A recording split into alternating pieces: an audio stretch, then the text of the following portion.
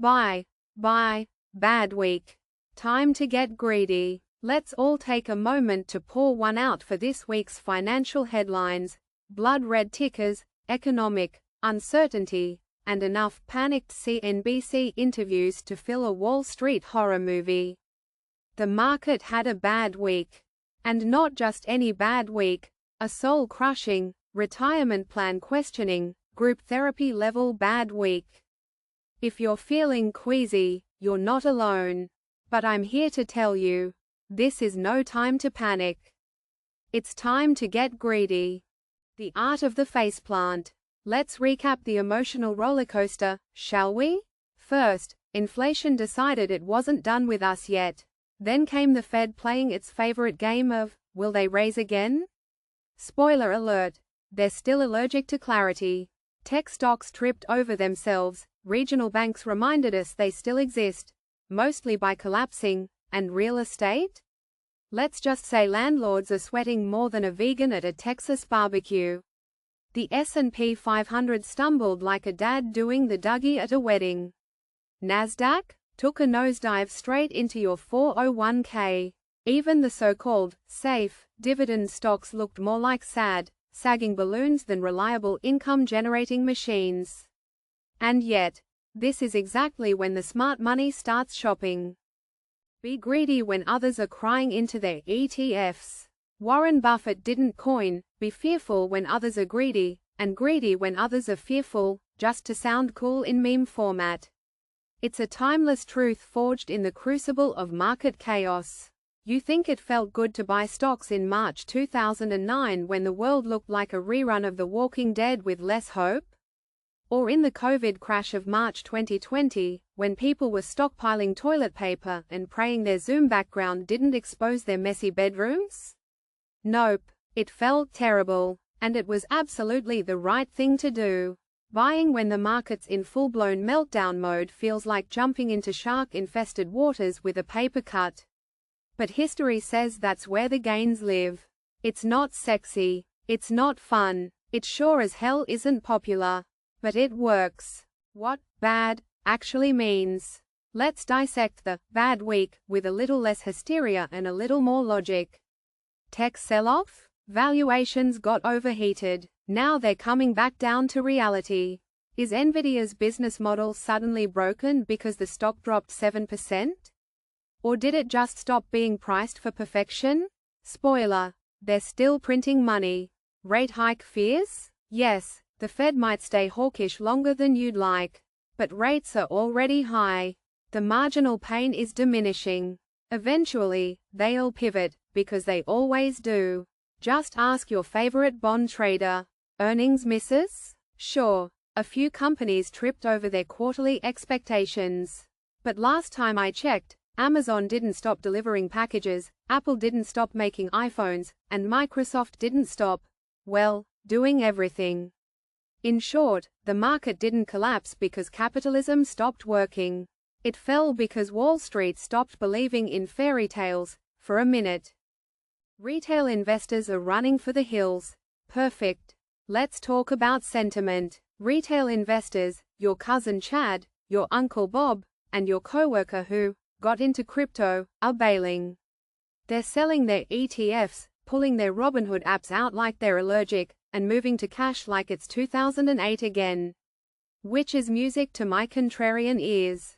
When retail investors start panic selling, that's not the canary in the coal mine, it's the sound of opportunity knocking. They're not selling because they've analyzed macroeconomic trends or conducted deep fundamental research. They're selling because they saw a red line on a chart and freaked out.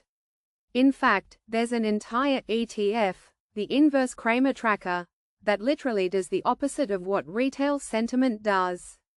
You don't need to short Kramer to benefit from panic. You just need to stop following the herd. But isn't the economy doomed? Ah yes, the classic, but what if the economy crashes, argument.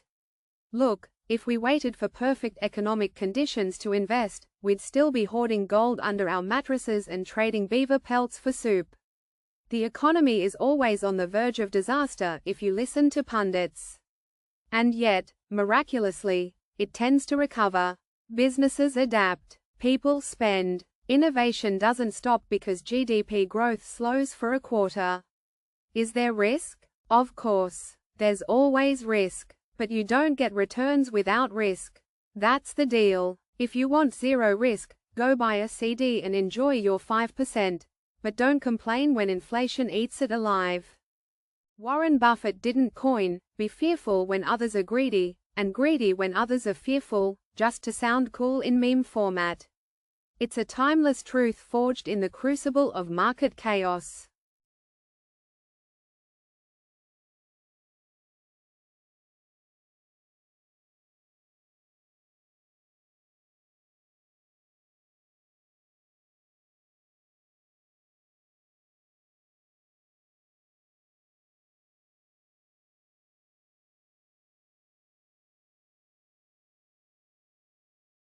Don't just buy stocks, buy conviction. Now, here's the real trick. Don't just buy stocks. Buy conviction. You don't win by timing bottoms or picking lucky lottery tickets. You win by knowing what you own, believing in it when it's unpopular, and giving it enough time to prove you right. This is the hard part. Because it means sitting through pain, ridicule, and doubt. It means looking wrong for weeks or months before being spectacularly right. It means being the weirdo who bought in the dip while everyone else was tweeting doom porn.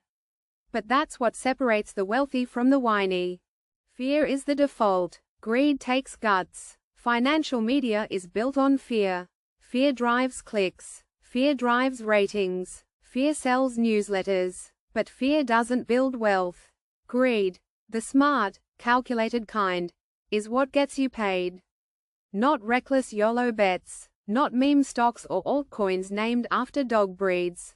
But rational, repeatable investing in great businesses that are temporarily mispriced. Fear says, what if it gets worse? Greed says, what if this is the best price I'll see for the next decade? Your future self will thank you. Imagine it's 2028. You're sipping something expensive by a lake you now own a slice of because you had the guts to buy when the market was ugly. Your friends are still licking their wounds from sitting in cash and watching the rebound from the sidelines. You won't care that you bought 10% too early.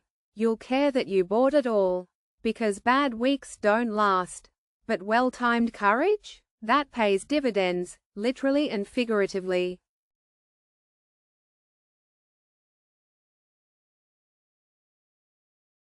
Bottom line. This is your shot. The market just gave you a gift, wrapped in panic and tied with a bow of red candlesticks. Will you accept it, or throw it away because it didn't come with certainty? This week was bad, but it was also beautiful. It was your chance to do what smart investors do best: ignore the noise, stay the course, and scoop up bargains while the weak hands sell out. Buy the dip? No. Buy the fear. Buy the conviction. Buy the future. And if all else fails, just remember: buy, bad week. Time to get greedy.